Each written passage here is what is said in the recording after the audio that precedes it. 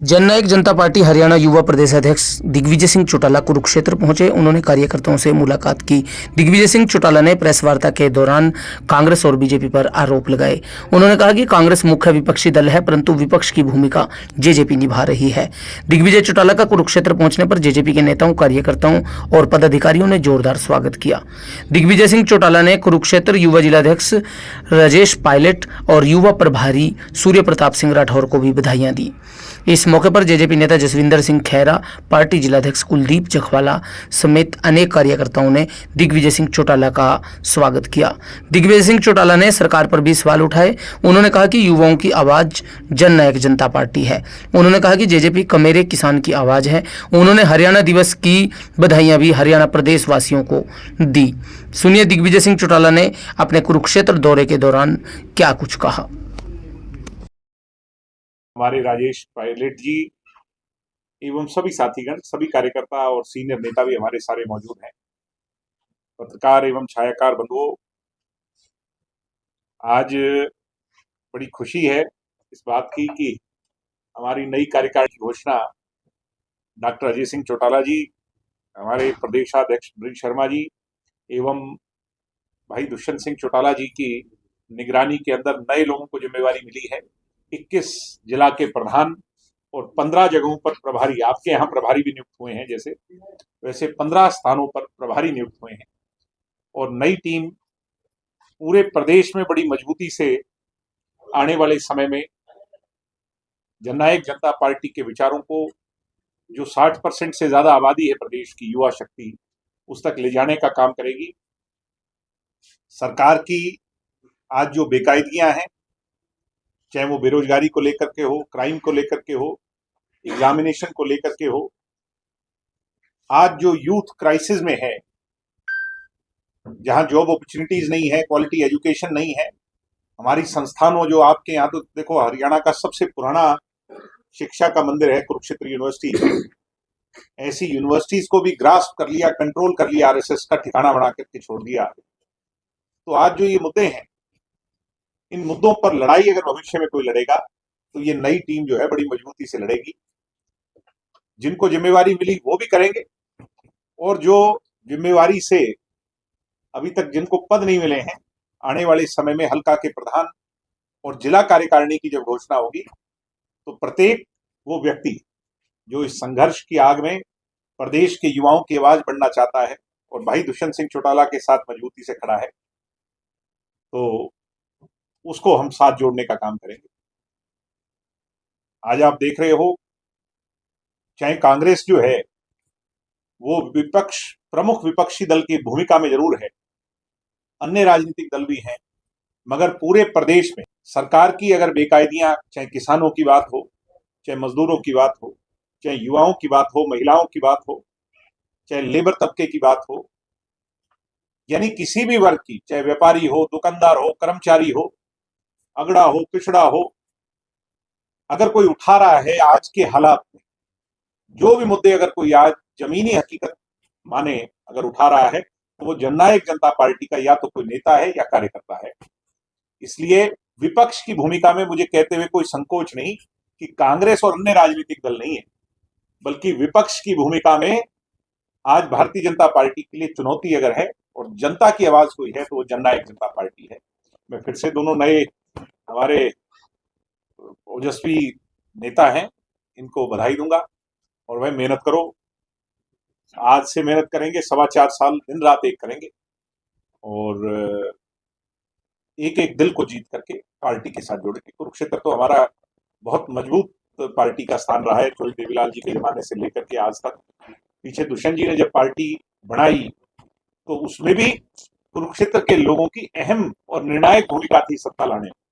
और मुझे उम्मीद है कि नई टीम, जिला प्रधान जी आपकी और सबकी अगुवाई में जो काम करेगी, और हमारे मजबूत सारे साथी बैठे हैं, तो निश्चित तौर पर 2029 में निर्णायक भूमिका कुरुक्षेत्र निभाएगा दुष्यंत सिंह चौटाला जी को चंडीगढ़ की उस दहलीज तक पहुंचाने की।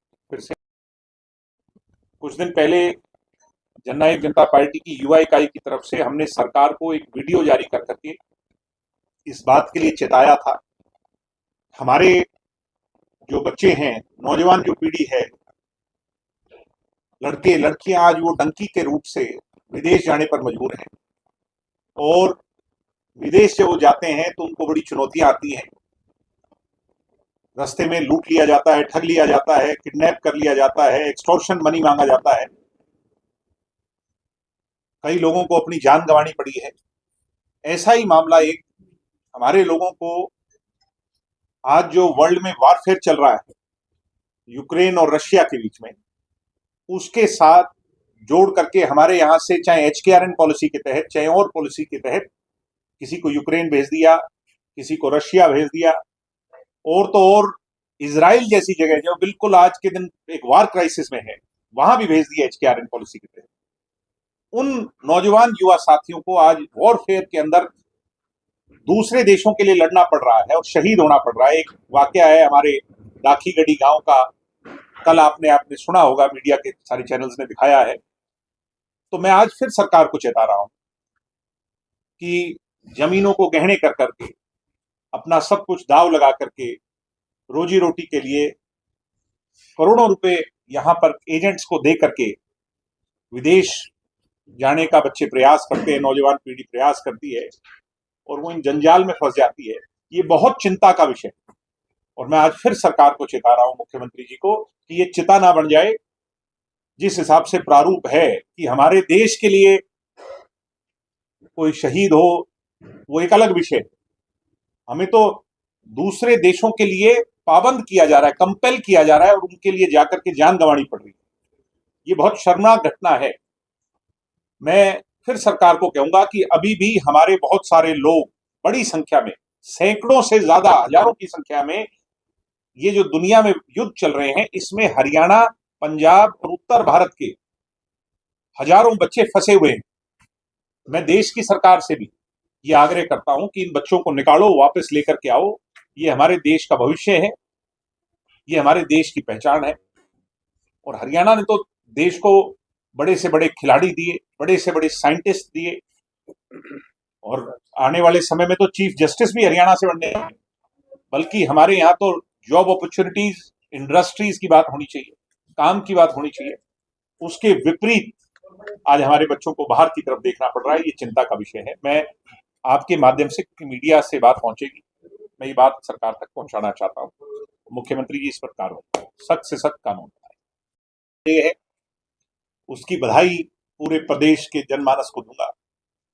हमारे पुरखों ने बहुत मेहनत कर करके, बहुत संघर्ष कर करके हमारा इस प्रदेश को, हमारा हक जो है पंजाब से अलग लिया था, और 1 नवंबर को जो हरियाणा बसा था, तो प्रत्येक हरियाणवी को हरियाणा डे की, हरियाणा दिवस की हार्दिक शुभकामनाएं। हरियाणा जो है वो हिमालय सा ऊंचा उठे, और हरियाणा की ध्वजा जो है वो चांद सितारों तक उसकी पहचान हो, ये उम्मीद हम करते हैं। फिर से सबको बहुत बहुत बधाई। आगे पार्टी के बड़े कार्यक्रम होंगे, और युवा योद्धा, जैसे हमने पहले युवा जोड़ो चलाया, फिर अब युवा योद्धा का कार्यक्रम होगा। युवा योद्धा का जब कार्यक्रम होगा, कुरुक्षेत्र का कार्यक्रम, मैं मानता हूँ पूरे हरियाणा में सबसे बड़ा कार्यक्रम होना चाहिए। तो जब भी वो होगा तो बड़े नेता भी आएंगे, युवा एनर्जेटिक है निश्चित तौर। और सदस्यता अभियान चलाया जा रहा था, उसमें वो हमारा कंप्लीट हो गया। प्रदेश का पूरा सदस्यता अभियान जो है, लाखों पार्टी के नए सदस्य बने हैं।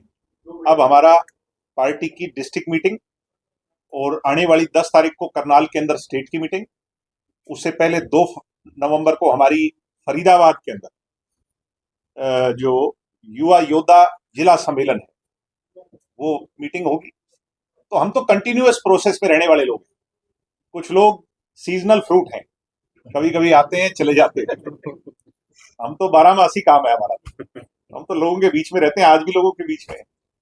और बड़ा अच्छा पार्टी का जो ग्राफ उठा है, जो लोगों में कुछ छोटी मोटी निराशा थी चुनाव के पश्चात, अब वो सारी बातें दूर होती जा रही। नए लोग जुड़ रहे हैं, आपके यहाँ भी आज नए लोग जुड़ेंगे।